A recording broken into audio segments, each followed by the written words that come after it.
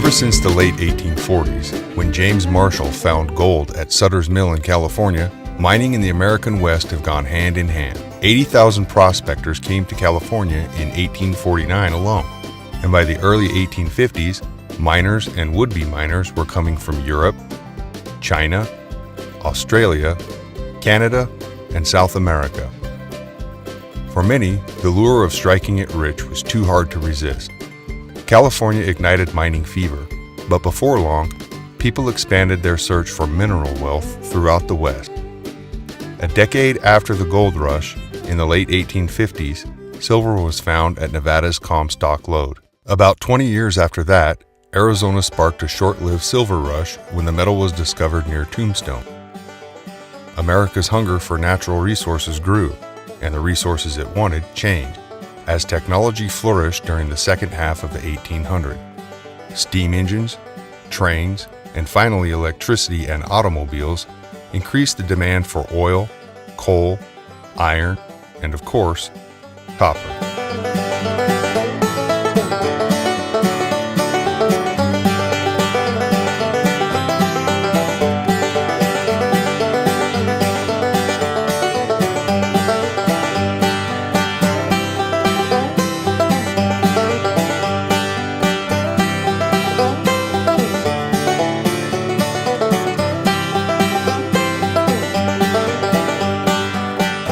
As copper grew in importance, mining really took off in Arizona.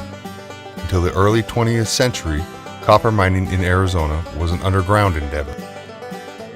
But then, the Bingham Canyon mine in Utah demonstrated that large, low-grade copper deposits could be economically extracted using open-pit techniques, and many Arizona mines followed suit. Arizona's first open-pit copper mine started in 1917 in Ajo. Since that time, most of the state's copper mining has been done in open pits. The Carlota Mine near Miami, Arizona is no exception. All right. Hi, I'm Dave Cook, General Manager. On behalf of KGHM, I would like to welcome you to Carlota Copper Company. In this video, we'd like to discuss the concepts of mining for closure and how we are optimizing our resources to produce copper while working on the final stages of a mine, reclamation.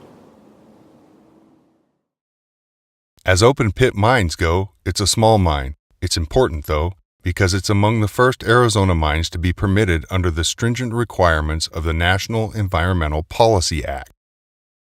Because of NEPA, Carlota had to plan not only for how it would develop and operate its property, but also how it would close the mine. Mining, of course, has environmental effects that must be managed. To gain access to valuable ore, a mine creates waste products, such as barren rock, tailings, and slag. Early mines didn't always understand the environmental implications of their production activity. As the mining industry and society have learned more, however, legacy mines are being held to higher standards, and newer mines, such as Carlota, are designed, developed, operated, and eventually closed with worker safety, community safety, and environmental responsibility as top priorities. Carlota began operating in late 2008, and the mine anticipates it will continue to be in production until 2019 or 2020. It was designed to have a short life. In 2011, Carlota began an initiative called Mining for Closure. We manage the mine and optimize our resources so that we complete various closure tasks while continuing to produce copper. For example, as we manage our waste rock, we carefully plan how and where to locate it. This means it is located conveniently and is distributed in ways that will make later reclamation and recontouring easier to achieve, and greatly reduce the cost of closing the mine. The most visible part of closure is the engineering and earthwork needed to reshape the footprint of the mine and achieve land stability. There's a bigger challenge, however, and that challenge is understanding the biology, hydrology, geochemistry, meteorology, and geology that determine how best to achieve reclamation that will be sustainable over the long term. In this manner, we engage Mother Earth as an ally as opposed to an adversary.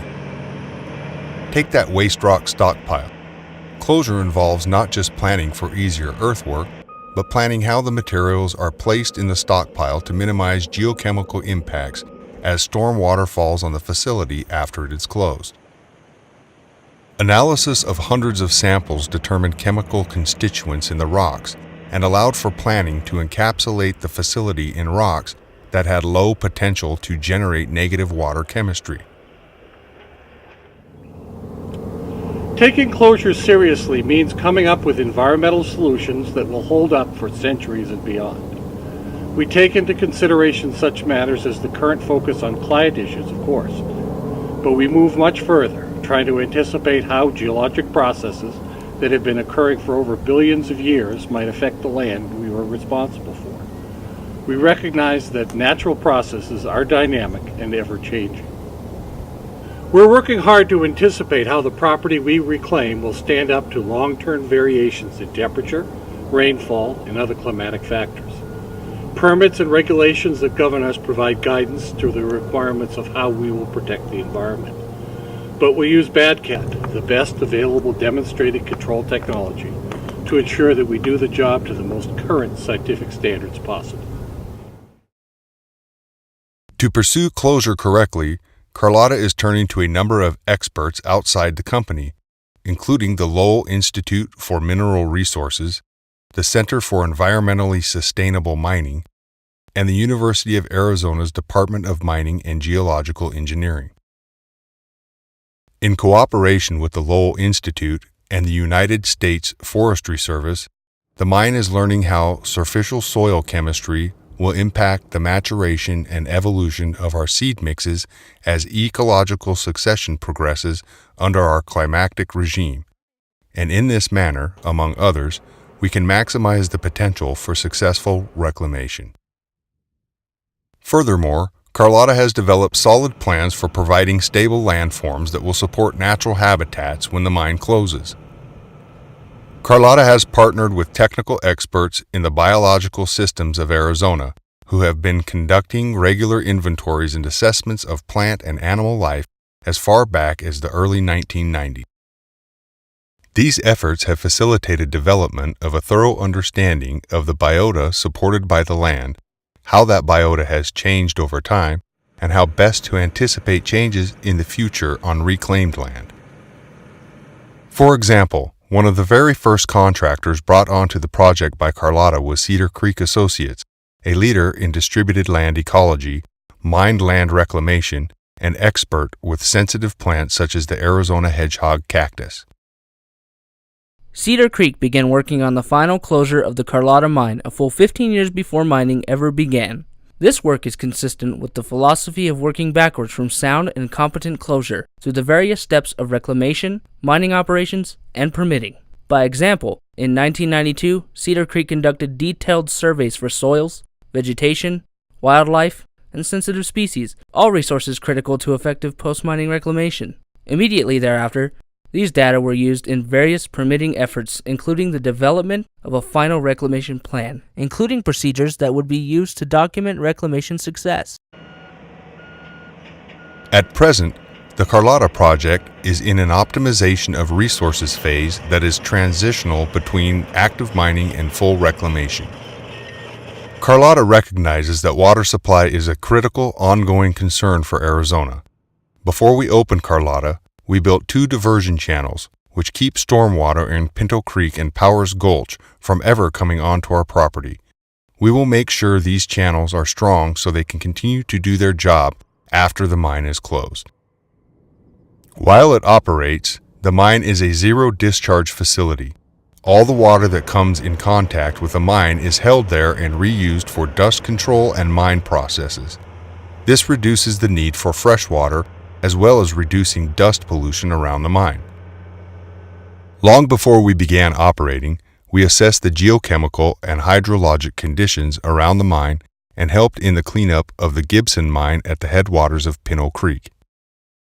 That will continue to be meaningful after we close our mine. It helps minimize historical mine contaminants from entering surface water along Pinto Creek and Powers Gulch. After the mine closes, we have designed drainages to divert stormwater into a pit lake that will capture and contain water on our property. and affected water that can't be managed in this way will be recycled to keep it from harming surface and groundwater. Some environmental factors will be difficult to anticipate for centuries into the future. For example, we can look at the University of Arizona's Tree Ring Center and see historic periods of drought which impacted human populations. And there was a century's worth of rainfall and temperature data, but even so, there is comparatively little knowledge about future long-term conditions.